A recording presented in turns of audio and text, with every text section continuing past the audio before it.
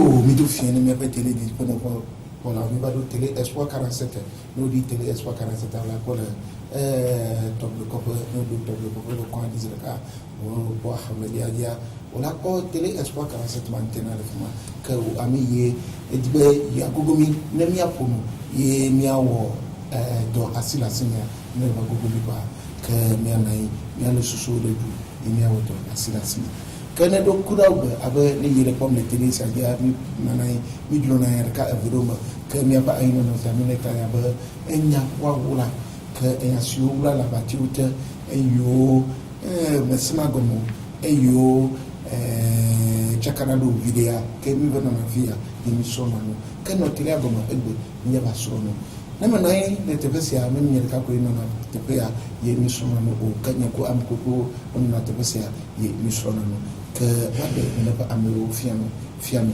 ye wal yo oben ko ku obedo fo que na o na ba na sia ko ni kata mi anai ni macho egbe betanya si nda apu mchotia adu ko ne que mi amo tele ago me do na mi sia me sina pa na condition papa inusa non na bo me do na me sia mo pastor me do na mi imam me do na mi hono me sia sina pa me do na mi kata que mi kata mi amo tele ago mi aso mi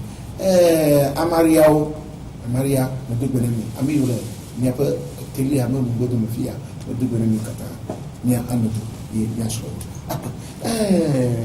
mi awo zalo okay me va pas me to fine the view je vais donc mi awo la zona di yo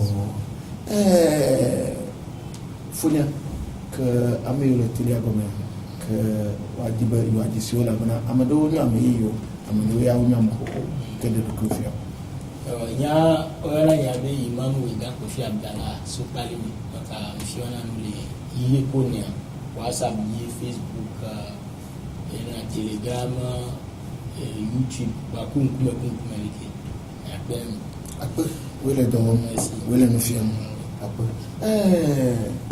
fo que ami le tele go me we dibe yo adisio Jakona Kristo Yesu enyene pastor Bubuli Kosianika et Mosubona de église missionnaire Christévi de Legbasito, préfecture de Legbasito, le canton de Legbasito, mais quoi il y en a maintenant Kove et 1400 mètres de Boussime na sista au mais Ekba akona Yesu akpe oui le dodi oui le do akona kaka yo mi a télé diplôme pour avec laisser Jésus au bois que mi a tant assez de mi a sur le tuti mais tout le monde peut pas dire me de pas nous ami la bien il y a une médaille de vivia où les décider que la première elle a venu on met tena ma femme pour nous et ben yo amesi ame wu no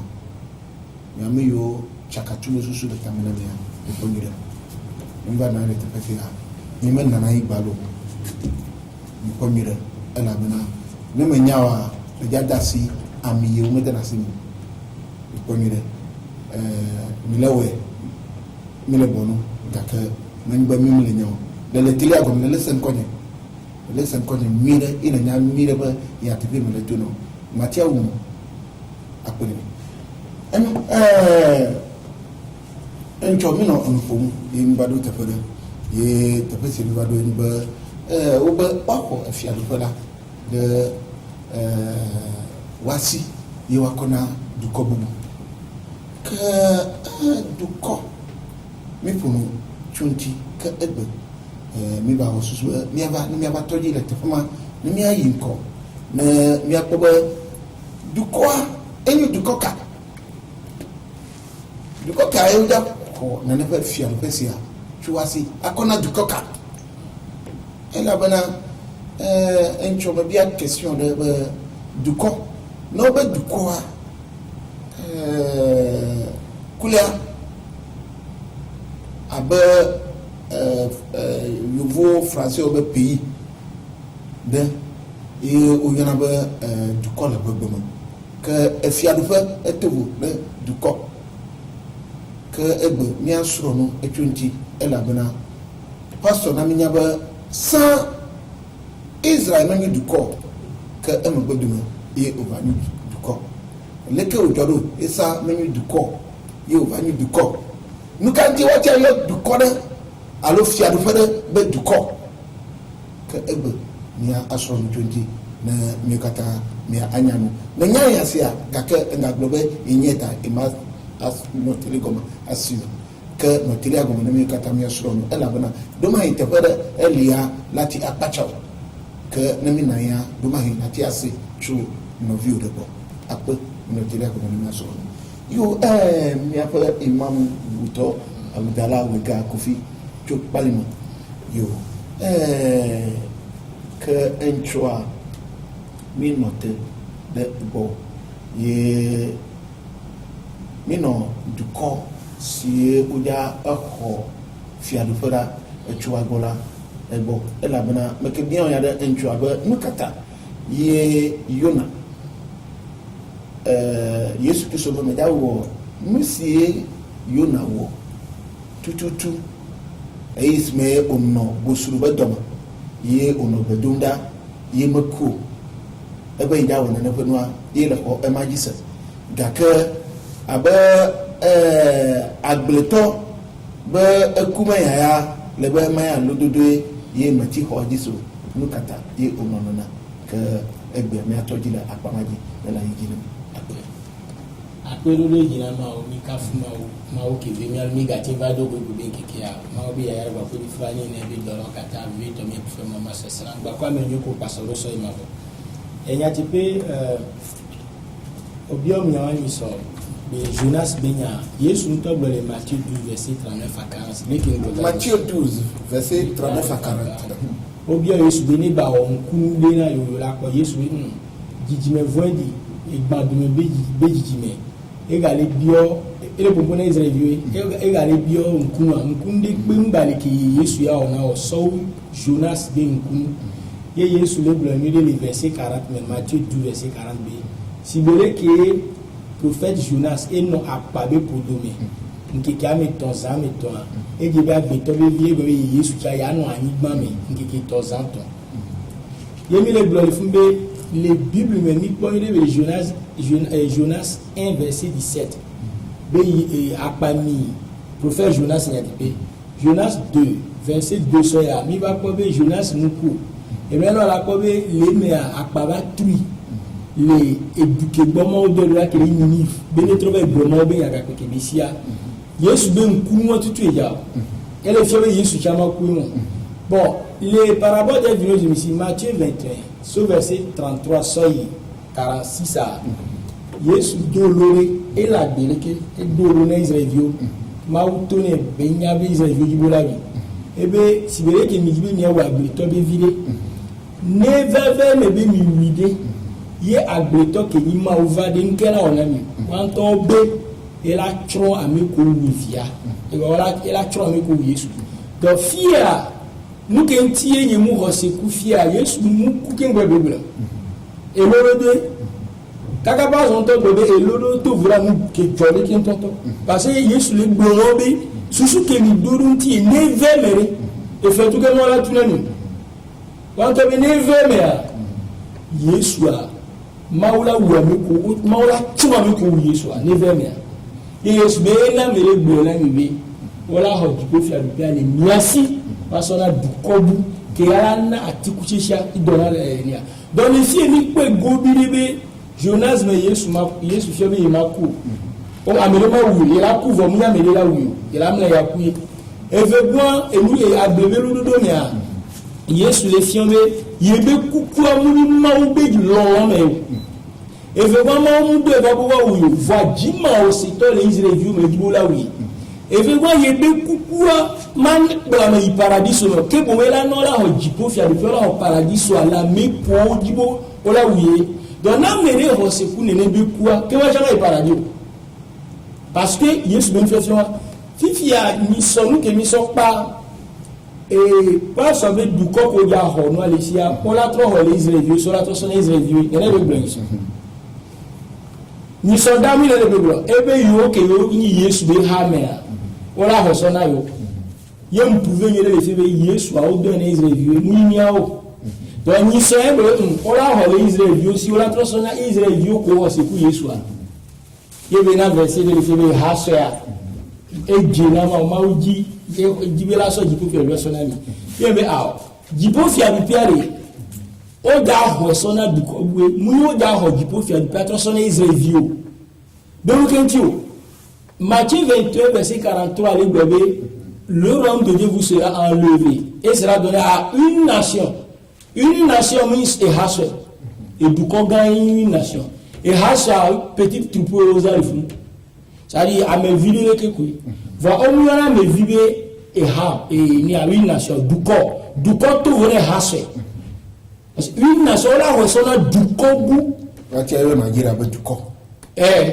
Wati ayo Nigeria du coup c'est une nation nigérienne une nation togolaise donc va et ha ya muy du coup et ha et ce groupe de gens et ha et tu es sur une troupe c'est vrai qu'on a bon pour aller les poules donc verset à l'éclair yemuna Jérémie 31 verset 33 à 36 mba me ko la omoni he Yesu nto c'est-à-dire mauna minya be kingo Yesu la va le Jérémie be mauli tous les Israéliens be yeja onu babla yi bakuro Israël be ahwevia Israël Keni suite yera on babla bakuwa bawe capitale Jérusalem baku Juda capitale Samarie ya on babla bakuro yema le Jérémie 31 verset 36 b ne esi yebe acheke yedono no muzolu yebe sigia wo Israël ba yi du kole yema obe yebe nkume egbe be maga jisio paradis be yakpa be mo mu jesi du kole tukarawa inona ke osi ibo ya Yesu ve ke wa mi maga ko paradis o la ho jipo fia lu pia ni asi paradis soa no be jipo fia lu pe mo jipo fia lu pe paradis o le o la ho paradis o le ni asi e ba ko nu ke la ko la me paradis o ke le ni prophétie e nya glori kru sia o la ho ni aso la sona du ko mu la sona haso e blo du ko e to na haso merci klejato ya le glade fifi ba aba gigi me vodi Yesu Kristo mekawe ubona leba Israel Uba de me view ahasi view uba de me view ahasi view le boglomba Yesu Kristo mekoko kingono akuma ya blom okay nana ke Yesu Kristo no agbo kingo yo Jonas ba nkune nokata imam ya lwa komagisa Yesu bebe na nkunu ke ja Yesu be ya so lo ebe nkunu ke Jonas we ja ebe ye che ma ku se le Jonas nko donc ne Yesu trova le glorifier na me ko ja wibe ne ve me bo wa bi to via mi aso ya so pe nkunu ke ya ba so nkunu mu la gbe no nkunu ke Yesu ja wa mu la gbe be no dodo me lo dodo be do no nkunu mu le funo nkunu ewu elododo donc en couloir yenya so se agbebe lododo me be la de Yesu ne ole ba nya be yebe kuwa ma prameri paradis no ke be chochore Pastor Anika Kosi Bubule Yesu Kristo be kuwa imam na minyaba ebe jiji me vodio alo gbadu me fio si de fiaba Yesu Kristo ka nuyi jajo de ejia aba ebusie ojakori ke onya menyu jijone ye menyu etoa be dodono elabana eglo la fi de la ne de wa kenua na eklusia ne tu enye vai nukata ye na ne noa oyi na dapena Kristo Yesu ye metapena maude amele nyakpon tima beta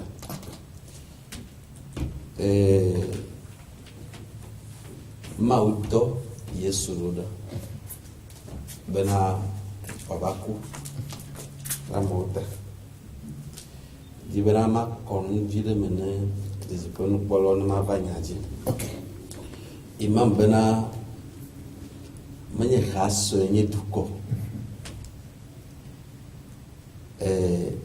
Dizipon polo ameka wenye hasweo Yesu bena la leke Biblia la do Matteo magbale va Yohanes magbale ya Yesu Bologna ewonana le do magbale la apostolo ko Yesu menya gbogbo ko me do ko nu agbe yi do magbale ya to Roma magbale kakabado Yuda magbale ya baleke baka fini nyade de chama magbale va nu fiafia he doto Yesu me nu fiafia pra benono pra apostolo me do me nu so so he doto me a eu da resima ta nene khlan agbale de sile ye me gede nu fiafia he o de to memo le ka apostolo ko de do mo la kama ele bobo na to parka me ka nye haso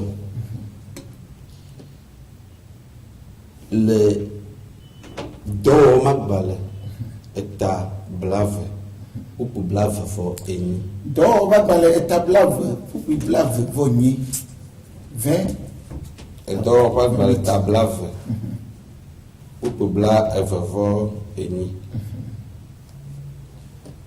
on résumé bena prenez donc garde à vous-même que nyantola ni pas nyalo continuer et à tout le troupeau.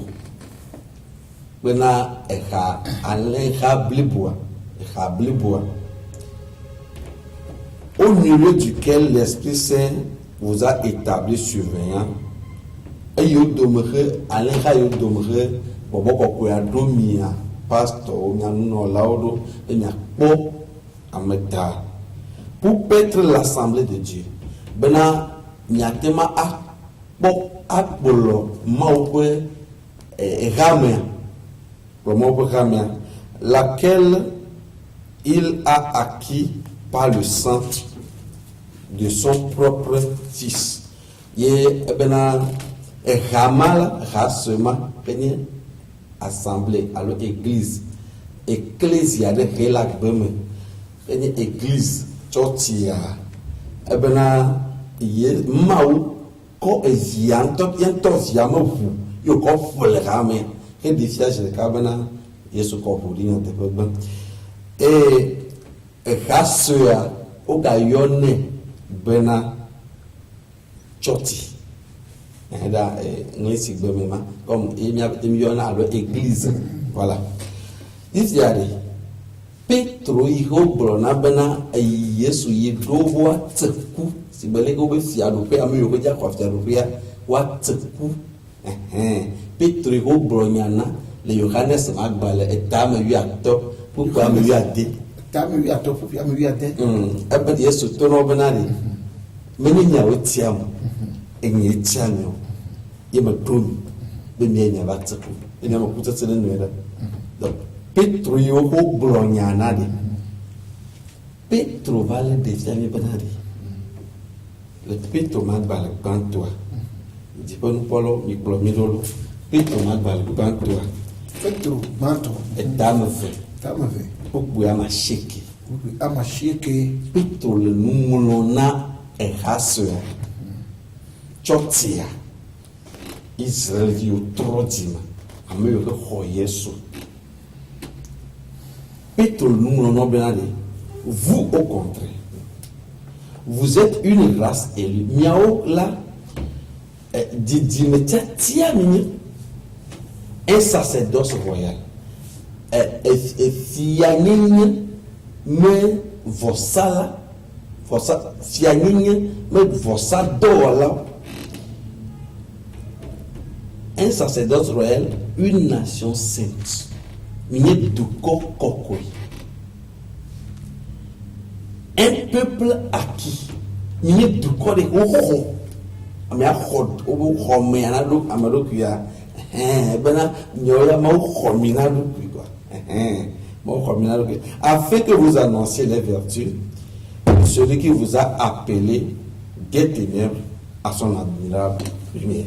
Bena nyoya de gbefa ameke demito viviti ko va pe kekeli ko kuya mea ya de gbefa pe nuni o.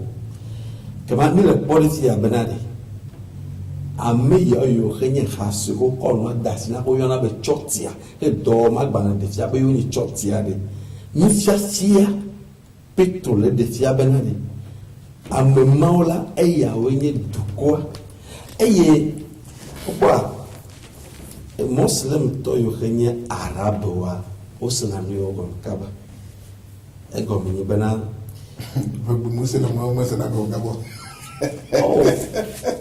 donc comme courant yo kwena yo boy odo Muhammad roda yo ko courant ko banawa ina do boss na nyo dom ka ba bana ne arabe musulman de siala enya bana Christo tola du kol anya le ko arabo magbana ni courant chapitre 6 verset 155 à 56. La frère Dieu. Et voici. Madame Koula, il y a dit la fille à ma va trop c'est agréable. Na arabo le fille à wa o danya ba Christ to du ko ni. Bon, comme au magbanle le Coran kala, os no khoma gbania, os nanu yogo makaba. Gambena o magbania. Christ to du ko ni. Ta flatilo, laisse-moi me dire. Oh, vas-y. Anu ke di me dia fo ade gina wa ni we ba san o mani du ko. Arabo mo ba du ko yo ni. Donc que le groupe Christ to du ko ni a. Tsade. Kristo toa ba amado nyumunye Kristo tota omunye khamu ya tsa omunye khaso ya tsa ati tsatia ba baudi tuti khosemia ovazu khatswe e petro bola benade wo ozu eduko kokwe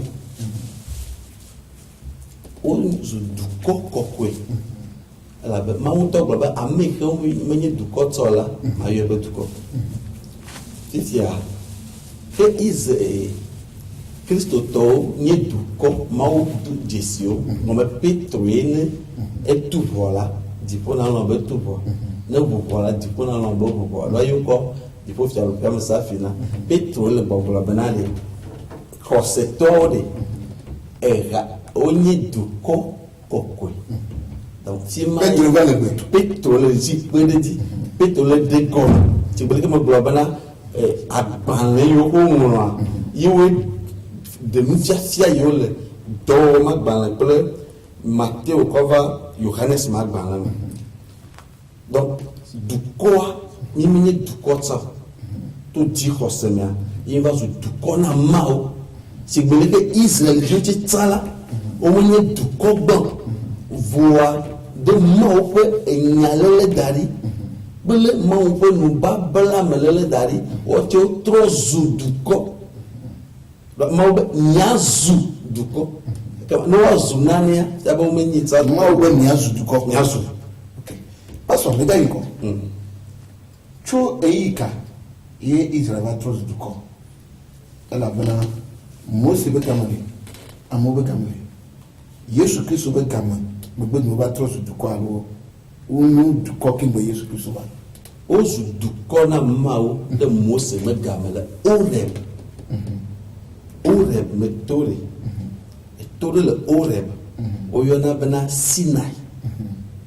Sinai mẹ́tọ́ àgọ́mẹ́ yà yé máa ó bọ́lá nù kpélówó yóò lọ tó tó náà bẹ́ náà níyẹ bẹ́ mi lẹ́nu bá bọ́lá mẹ́dá sí èmi lẹ́ ẹ̀nyànyẹ mẹ́dá sí la nyàzù dukoko e megbe kafi Ezekiel ha obava mitointo le ko nyate bo bena 600 500 ans avant Jésus-Christ.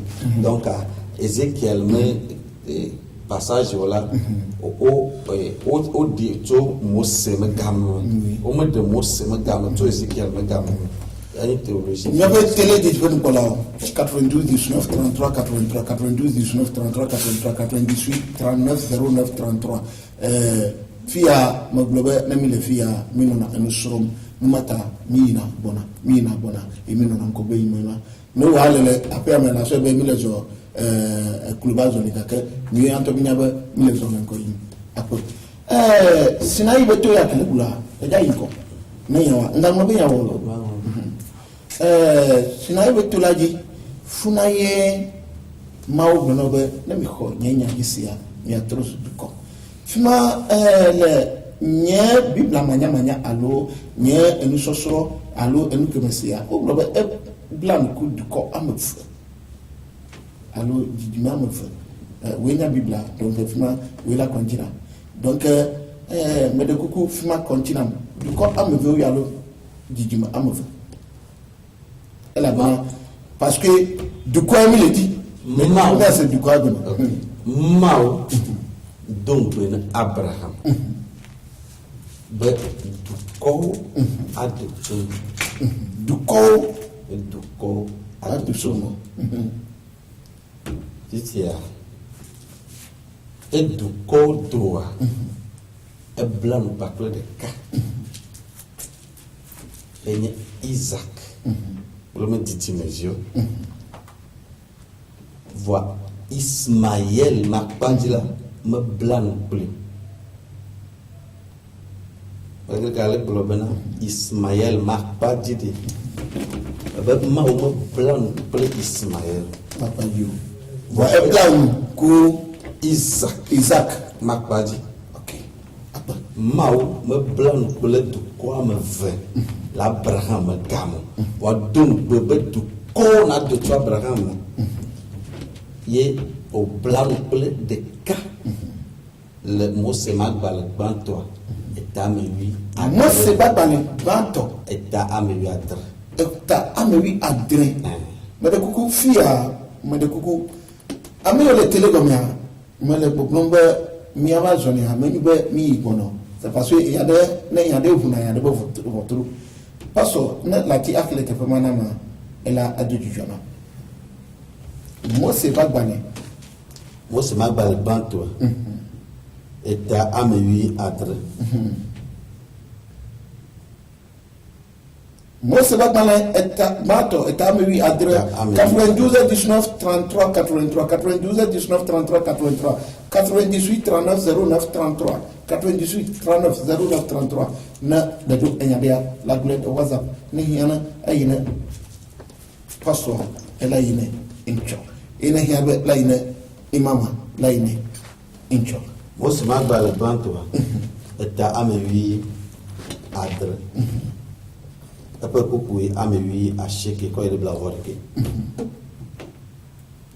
Dieu dit Maoube certainement Sarah ta femme t'enfantera un fils bana le nyaoto tomé madame ada Sarah est soroa et dia divine la dim souvient et tu l'appelleras du nom d'Isaac il n'a eu bena Isaac ayo comme Isaac et tu l'appelleras du nom d'Isaac j'établirai mon alliance avec lui comme une alliance perpétuelle pour sa postérité après lui.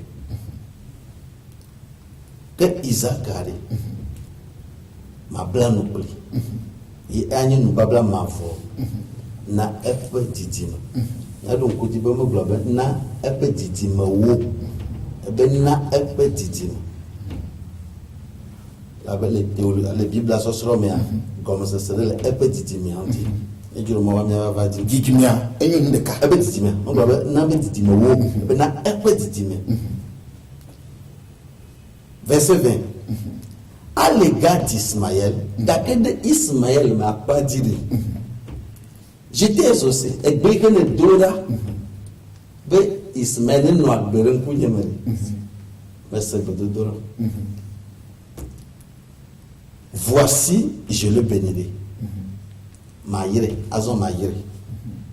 Je le rendrai fécond. Manala, elle a dit souvent. Et je le multiplierai à l'infini. Yé kakaka quoi il a? Mana wa dit mon amassou. Il engendrera 12 princes. a dit Olola ameleve manya di fiawlo a dit e fian du fianone abi du me gawnone prince manya fio manya ro prince a fiavi ça dit oyona apafio ti be prince le diblom oyona apafio ti be prince ye duro yo ko o manya royaume là et amu que le province au colon oyona ko be prince. Il engendra 12 princes et je ferai de lui une grande nation. Et manabana Ismaël a la ananye dukoga. Nani duko gaga. Ismaël a l'année dukoga. Verset 21. J'établirai mon alliance avec Isaac, que Sarah t'enfantera à cette époque-ci de l'année prochaine. À ce moment-là, na Isaac là. Ma blâme pli. Il y a la dino pays pour moi le pays. Ça la dit non. Et ma blâme pli. Comment il peut bien les filles. O ma blâme pli. Ma o bedu na blâme. Il y a blâme pli Isaac. Bon Ismaël il y a là. Il y a ire. Si belenge ma o blâme pli dans le voir. Et ira. Bo adi kaka ko yi ma vo. Il y a dans médecine violi kana de me confia bena pogo mo le mo babla mawa bena Ismaël là ya nana disubo vonu mu babla toya Isaac et diable donc les bible là mon fait ferme là non pour nous babla anti quoi et ta courant là menya mu babla menya atengro mais de coup fia mi badoa c'est parce que lui mi dit nous pas blague mais la tia de comme mi vira mata imam Abdallah pas sur na mi nyaba mawo ebe nyanyi ba ya yira Ismaël gaka me blam qui o et sinayi to la dia ebe ma blam ko Sarah bevia que me va menyo Ismaël alors ni a nchama fua ibe jiduma ke ba lima vidio ye o blanco que de ka yo Yusuka blanco Yusuka ba lima ni a Sarah beso ni Abraham c'est parce que n'est pas sur il y a te personne que le nom mais o blanco o blanco Isaac. Donc non, plan coup Isaac, c'est parce que Abraham il a alimofou, alors il a vididi, yeno Ismaël. Donc effabe, maintenant il a alimé vididi awo, il a été blanc que elle de katingo dari, que nous Isaac, il y a blanc qui, que maintenant il a alimé vididi awo. Mais il y a un peu de message. Très bien. Très bien. Nous qui disons et dit nous parlons mais quoi nous dire quoi qui est bon ya nous venir qui va voir et y a combien mais et bon et so hasse de ya va just so verset pour que Jésus fion bi hasse no mu le yi du ko que ma o ja au paradis so le voici son nom nja fion et nous va il y a balu na ma et pas son bref de Genèse 17 à verset 19 ça qui bena le Bible ba filer même fion bi mo on ba ko Ismaël c'est faux verset chapitre qui est ton nom figure sauté nous avons un bout de vie mais tu bien mis dit dans la vie ma fion la Saint Testament ma ba fion le Nouveau Testament ni mi akpomina le ma on ba ko Ismaël a ko Isaac et de nya Bible mais ta ko Coran c'est parce que nous manquons Ismaël tout la dia mais tu peux pas se nous comme oh là c'est quoi voilà même pas chapitre qui est passé au Boulingtona Genèse 17 moi c'est bien à Balban à Italie André qui bena même pas verset 7 il doit mandrin mi pomi doublé pas sur les derniers et de malheur. Je t'appellerai. Bien sûr, il y a pas de pas sur vous. Non. Et moi, je me dis, t'as flaqué. T'as flaqué. Bon, il y a tes pieds là. Il y a tes pieds là. Non. Il y a tes pieds. Et bref, il y a le courant, il y a le fils. Miguel là. Non, je vais flaquer quoi. Vas-y. Pas sur où on a nous fier, on dit que nous les Bibles. Et des boublis bref, Djéa. Nous les Bibles.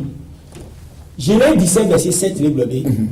C'est le j'établirai mon alliance entre moi et toi. Moi, le blon Abraham. Et ni moi, on nous babla bakou et Abraham. Ni moi, bakou Abraham, de moi, on babla bakou. Moi, on babla bakou Abraham. C'est. Et tes descendants après toi. Et ni moi, on nous babla bakou et Abraham de Djidjimeo, là où Apo Obi. C'est leur génération.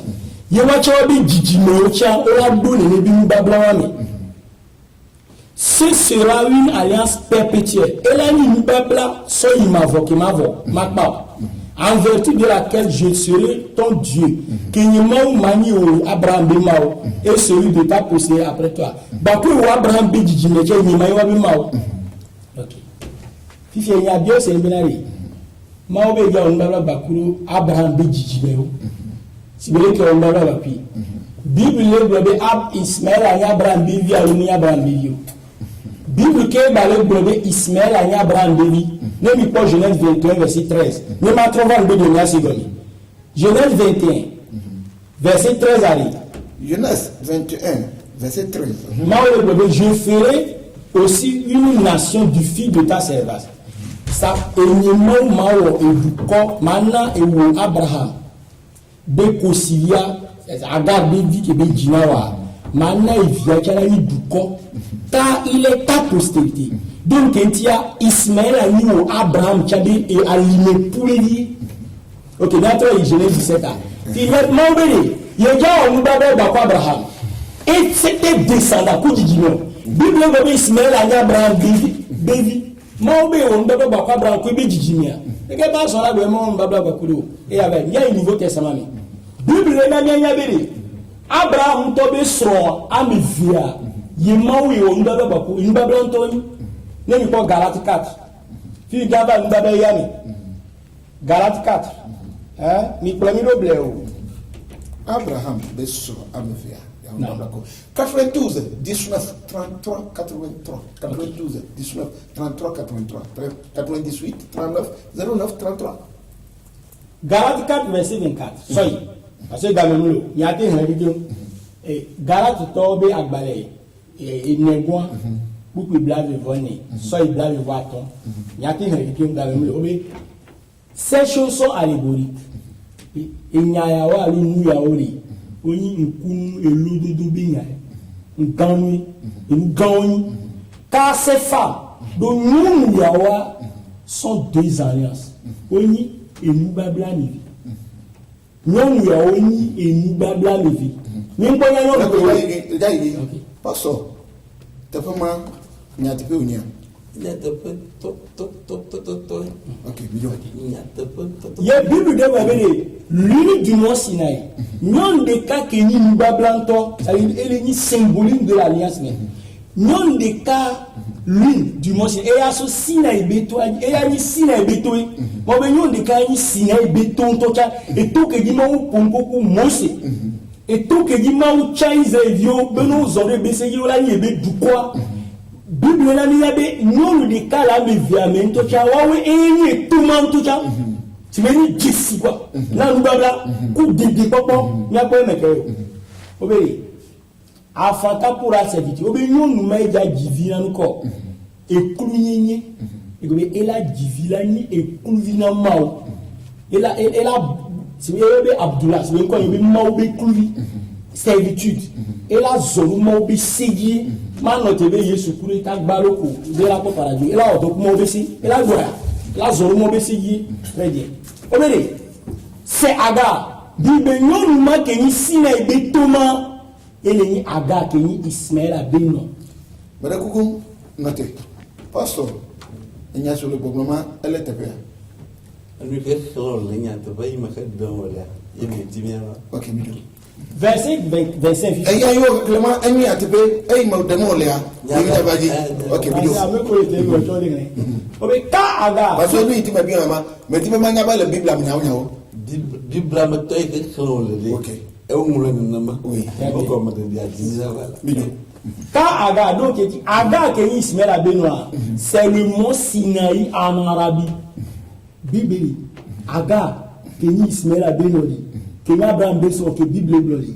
Et les Sinaï Betoa, les Arabie Saoudite, Benimani. Et elle correspond à la Jérusalem actuelle. Il n'y a pas que Agar, que Ismaël, que va du prophète Mohammed sallam dit. Et son courroux et bébé qui est Jérusalem, Israël de quoi?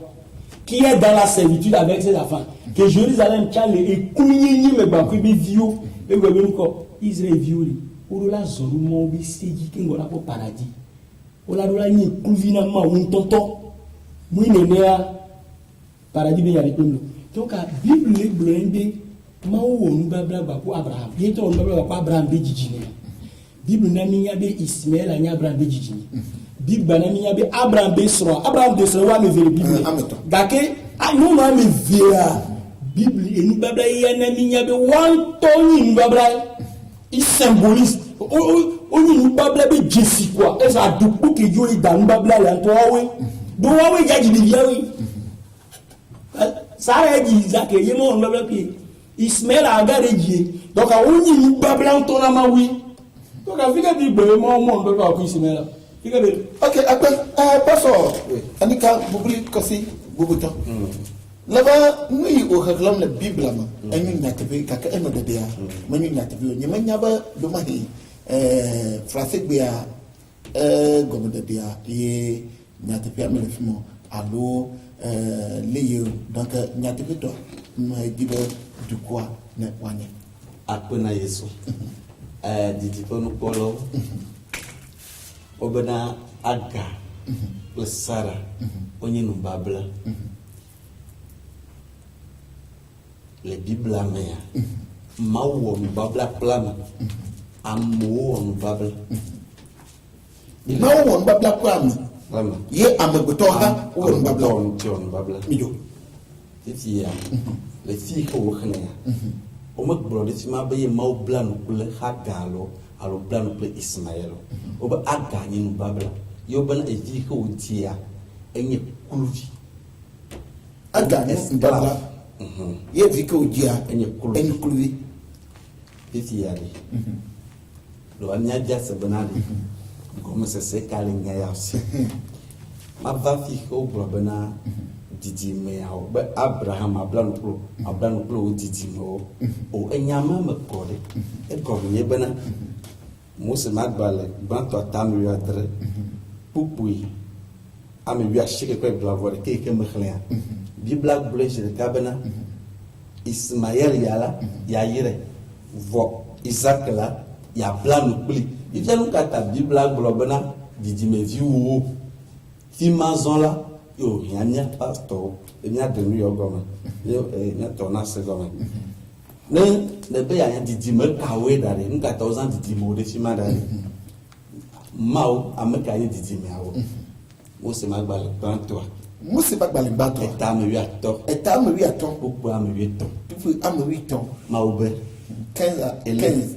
Verset 13. Verset 13. L'Éternel dit à Abraham, sache que tes descendants seront étrangers dans un pays qui ne sera point à eux, et ils seront asservis, et on les opprimera pendant 400 ans. Maobenandi, Abraham, dit mais tu où Oja ide Égypte. Oja Anibardi, tu as fait foulissement.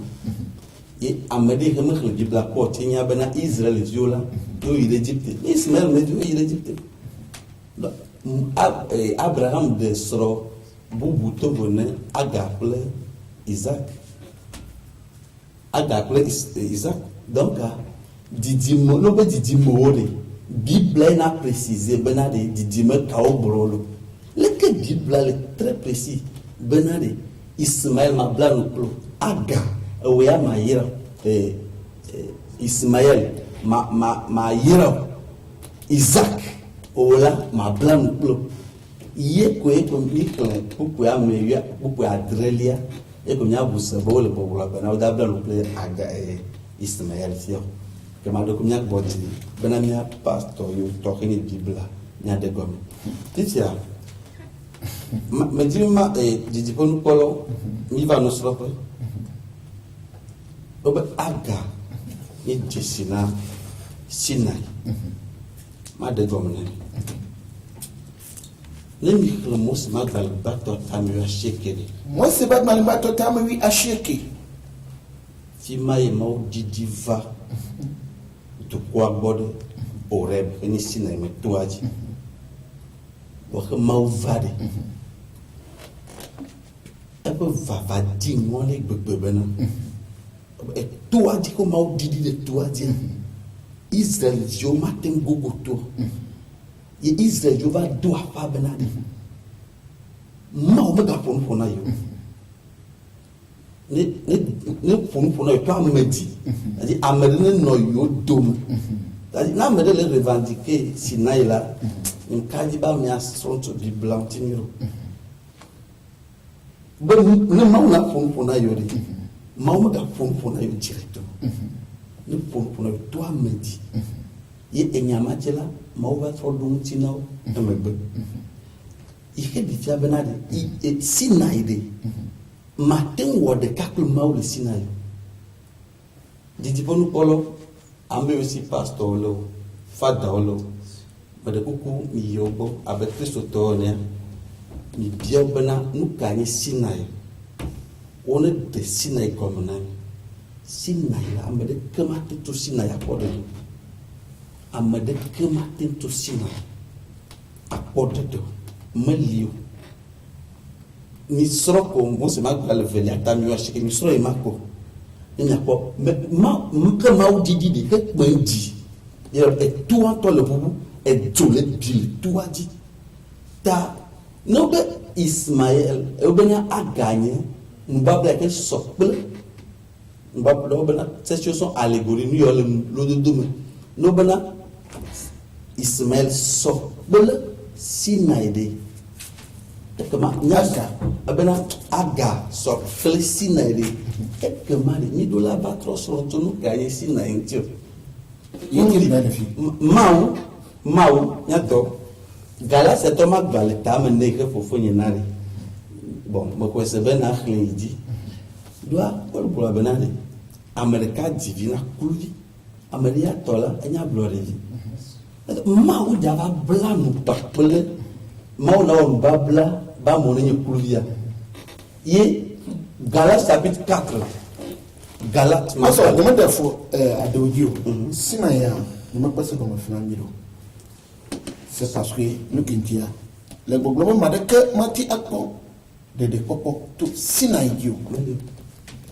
Sinai fimani tefo sie maudi na do de maudi edina enyamira tuna tefo sie de popo mele fimoa me que ma selmo que maudi de Sinai o no le ho di ko ni ko ba jo e Bible bena ho di du ko si tutto du ko benare e mate se mau manko ela bena o lefon e mau be ko di fio benare c'est-à-dire que les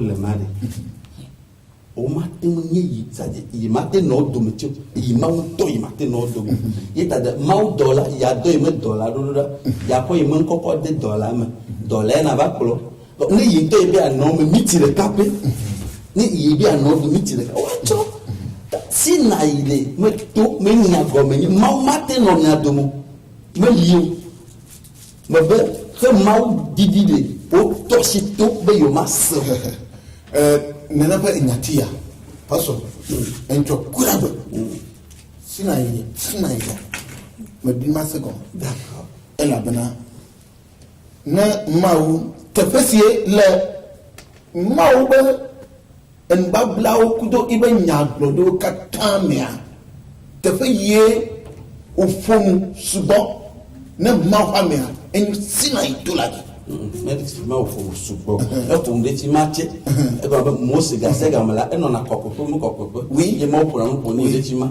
donc un blanc là pour mo coco voici là j'ai des cas yo didi va tout quoi bon j'ai des cas où didi va tout quoi bon pour nous pour y du quoi seulement y du quoi benade yo matin seigneur et comme y bena non mais il me roule là on m'a fait dire sur ma ouais pour la nuit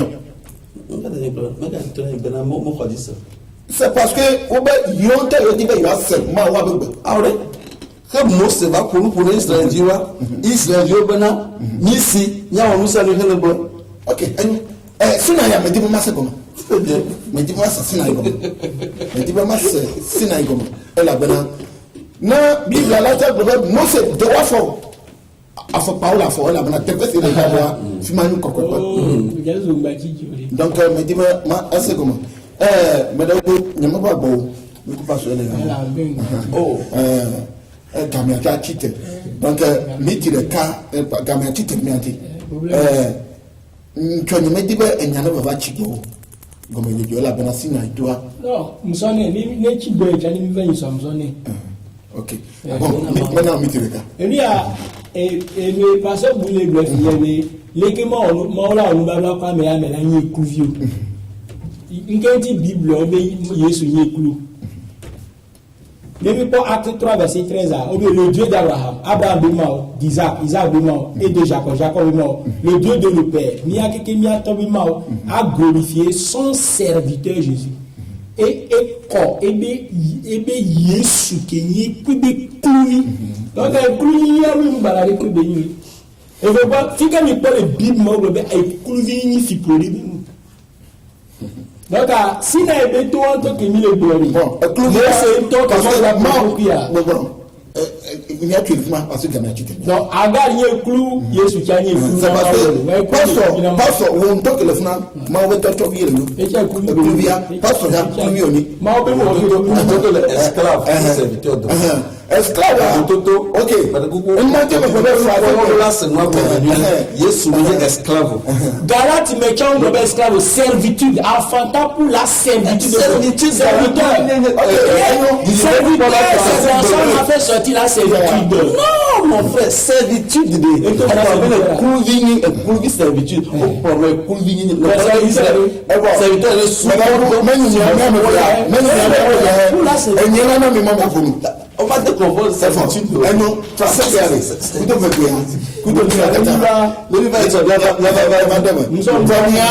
sinon, toi, maintenant c'est comment? Maintenant c'est ça. Dit pour là, toi, mais toi, nous, nous sommes comme laisser à la coupe nous, les goudou. Mais pour toi, vous amèyez, dînabi à tempoir, nous fumons et du diable. Les gars, elle est comme le bon moment. Sinaïa, elle était bien. Les Sinaïa, elle va jouer la perle. Elle va jouer la perle. Bon, elle va dire, va te prendre après. Mi va do egbeto avenu ami no koviam ye o 3 un mois qui laisse mi après le epesi la oui fofovi sevle nyako jode kaje kunanu esiai ye ne dichochia leima amoya be fofovi Frédéric car moi ni on bien tan envoie le classo et no tetoma e o 3 le nuanti ye no kata e mi kanam jode fa mi apo Suleiman Dimadio a la femme et a dit donné.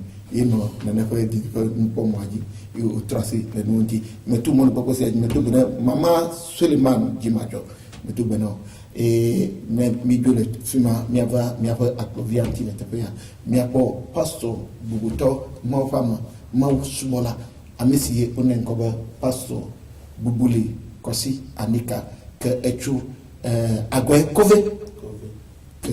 Nelele legbasi toi sister panti que à 400 mètres au lapo ibe asada le tefuma na guguya ejodede ma o pasi dina le tefuma que nous les fuma la po yaira la po ko bete de la agbo que na jolfa nyava ma o fama bubuto imam Abdallah Kofi Wiga tso kpalima amama enu mawo subola adudu tɔ ɖeka elabena domahi wo ya matia tso kpalima ava émission ezayamo ava trɔ dzo kpalima gake etsɔ ɖokui sa vɔ mawo ne yi rɛ ke mi yɔm ko be mia nɔvi miawo subɔla Jasco ke egbetɔa egatsɔ se ɖe teƒe sia amewo le xɔa me zã gake woa emɔ ɖeɖi me le be miayɔ ŋkɔ miaɖe wo fia mi ke eyi ŋtsɔ gbe ɖeka miava ɖe wo fia mia ke eyi ŋtsɔ miava dogo miagblɔ be akpɔ miagblɔ bye bye miaka siamu.